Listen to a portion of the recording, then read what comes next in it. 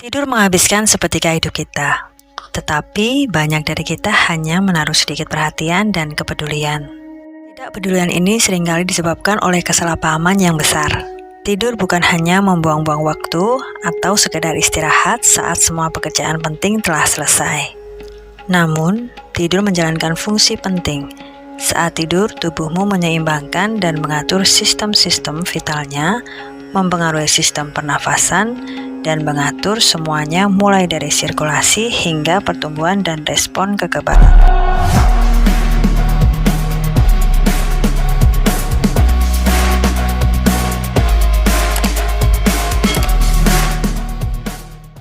Apa yang terjadi jika tubuh dan otak tidak mendapatkan tidur yang cukup? Kita tahu bahwa sebenarnya kurang tidur akan mencegah otak Anda untuk bisa awalnya membuat kenangan baru, sehingga seolah-olah tanpa tidur, pesan apapun bisa masuk. Tanpa tidur, memori dalam otak akan mati, dan Anda tidak dapat memasukkan pengalaman baru ke dalam memori, sehingga informasi baru hanya terpental.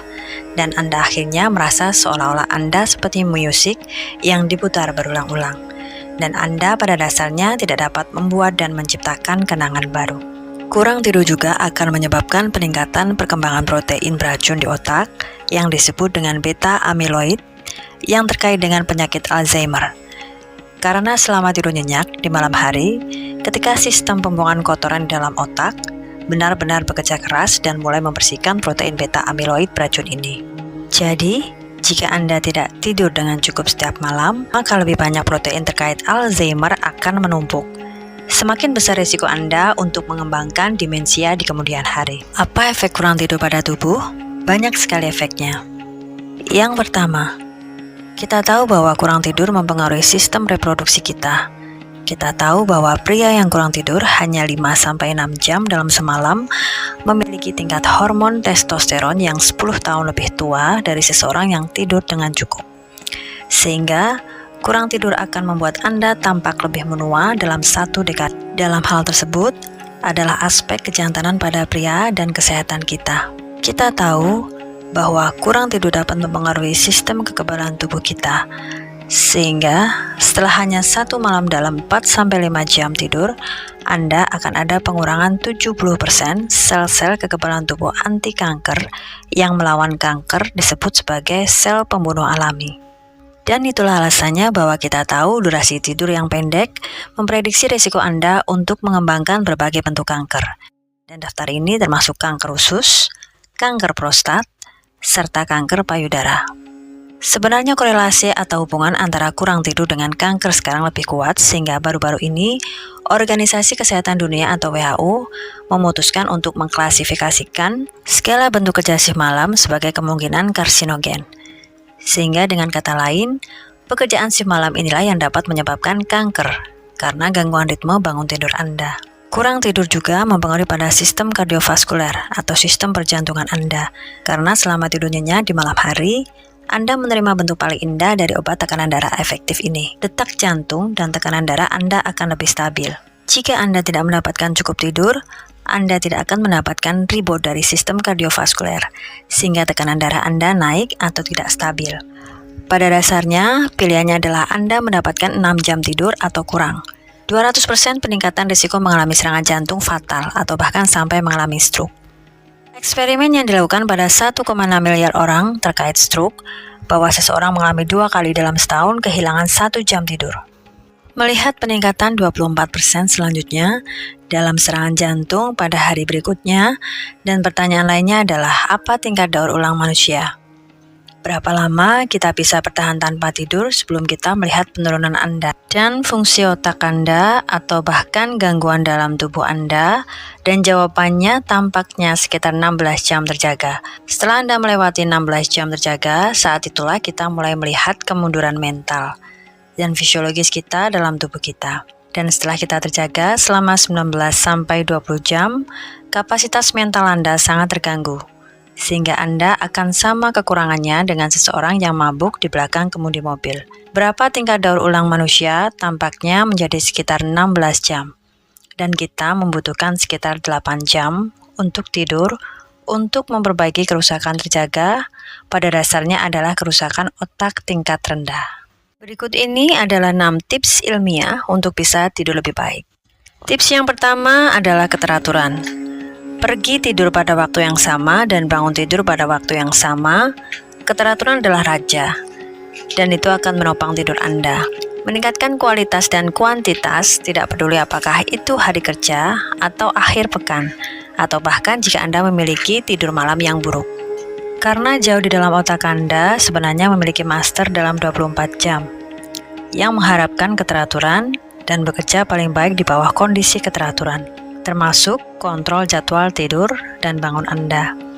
Banyak dari kita menggunakan alarm untuk bangun tidur, tetapi sedikit dari kita yang menggunakan alarm sebelum tidur, dan itu adalah sesuatu yang dapat membantu. Tips ilmiah yang kedua adalah suhu. Jagalah suhu ruangan tetap dingin. Ternyata otak dan tubuh Anda perlu menurunkan suhu inti sekitar 1 derajat Celcius atau sekitar 2 hingga 3 derajat Fahrenheit untuk memulai tidur dan kemudian tetap tertidur. Dan inilah alasan mengapa Anda akan selalu lebih mudah tertidur di ruangan yang dingin daripada terlalu panas.